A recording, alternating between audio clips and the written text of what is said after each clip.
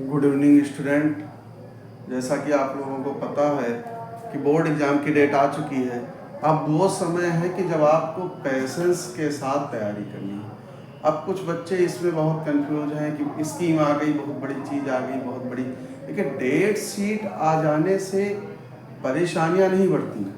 परेशानियां तब बढ़ेंगी जब आप कंसंट्रेट होकर पढ़ाई नहीं करेंगे। और डेट शीट इतना बिफोर आ गई, ये तो बहुत ही अच्छी बात है। डेट शीट को तो और पहले आ जाना चाहिए। और अब की जो डेट शीट आई है वो बहुत ही अच्छी आई है। आप देखेंगे कि हर पेपर के पहले आपको गाइड बहुत अच्छे अच्छे मिल रहे हैं। और जो बोर्ड एग्ज़ाम के स्टूडेंट हैं 10th यूपी बोर्ड के, मैं अभी सीबीएसई की स्कीम नहीं आई है, मैं यूपी बोर्ड वालों की बात कर रहा हूँ। तो देखिए, पिछले साल का अगर आप देखेंगे और इस साल का देखेंगे, in this year and previous year, तो you can see that very good date sheet in this year. यानी बहुत ही अच्छी स्कीम आई है। आप अब आपको लगन से और मेहनत से पढ़ना है। समझे बेटा? आपको प्रतिदिन एक निर्धारित समय सारणी यानी टाइम टेबल बना के पढ़ना है। इस समय बहुत ज़्यादा इन्विटेशन और इन सब में आपको नहीं पढ़ना है। आपको केवल एक उद्देश्य कि मुझे अच्छे से पढ़ाई करनी है। आज मैं ये वीडियो में क्वेश्चन तो बताऊंगा ही, मगर इस बारे में मैंने सोचा कि बच्चों को बताया जाए कि ये जो समय है इसको हम कैसे मैनेज करें।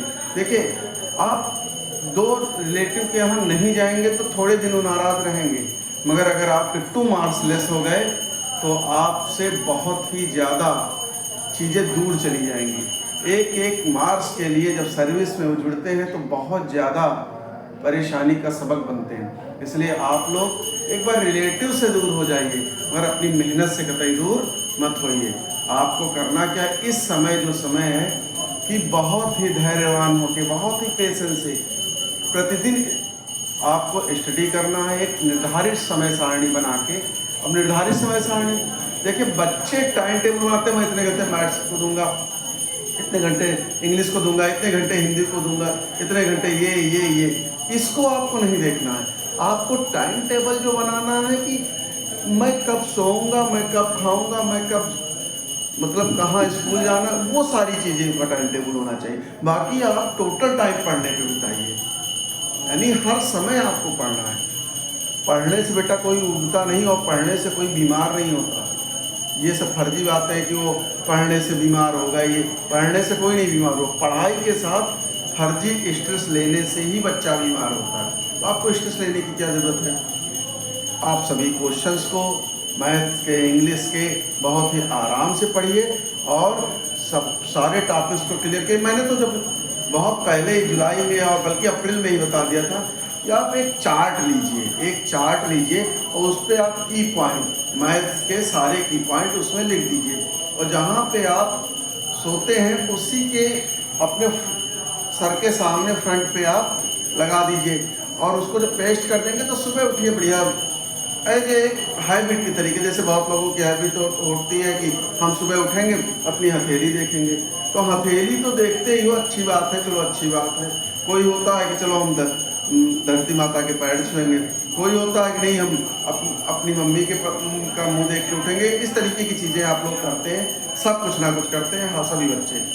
तो उसके साथ साथ आप एक बार वो आप टेबल देख लीजिए जिसमें आपने फार्मूले और अन्य चीज़ें लिख रखी हैं।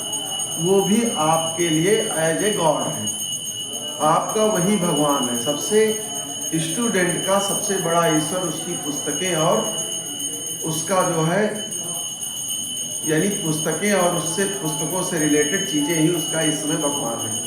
और उन्हीं में आपके सभी देवी देवता और ईश्वर अल्लाह गॉड समाये हैं। तो इस चीज़ को भी ध्यान रखिए कि बोर्ड एग्जाम आ गया है, आपको बहुत पेशेंस के साथ पढ़ाई करनी है। अब मैं अपने टॉपिक पे आता हूँ।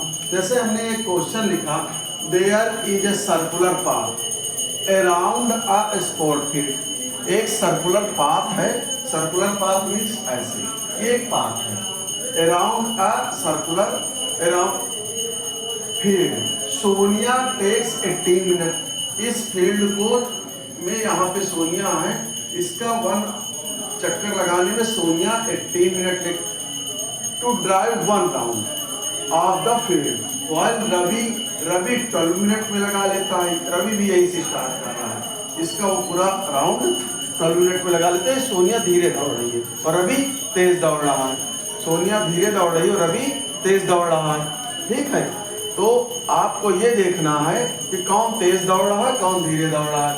तो आप देखते हैं कि सोनिया जो है धीरे दौड़ रही है, तो कह रहे हैं ये जो है same Ravi takes 12 minute for the same. Suppose they both start at the same point and at the same point and at the same time, यानी ये दोनों एक ही टाइम पर यहां से दौड़ना चालू करते हैं और एक कितने देर बाद वो फिर से, यानी जैसे भाई ये रवि तेज दौड़ रहा है तो तेज चक्कर लगाता रहेगा, ये सोनिया धीरे धीरे दौड़ रही है, भी चक्कर लगाती रहेगी। तो एक टाइम ऐसा आएगा कि दोनों एक बार फिर से मिल जाएंगे ना, तो इस टाइम को निकालना है। तो इस टाइम को निकालने के लिए हमें 18 और 12 का एलसीएम चाहिए। तो देखते हैं बेटा, 18 के हम फैक्टर अगर करते हैं 2 3 इंटू 3 और 12 के फैक्टर करते हैं 2 2 जा 4 3 जा 12।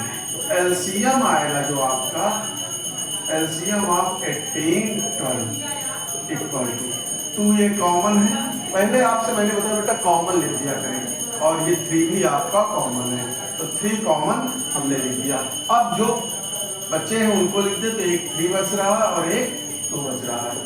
तो 2 2 जा 4 3 जा 12 3 जा 36 मिनट बाद दोनों एक दूसरे से मिल जाएंगे।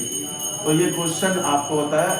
अभी और क्वेश्चन बताते हैं, मगर वीडियो छोटे छोटे बनाएंगे ताकि जल्दी से अपलोड हो जाए और आपको जल्दी जल्दी मिलते रहें।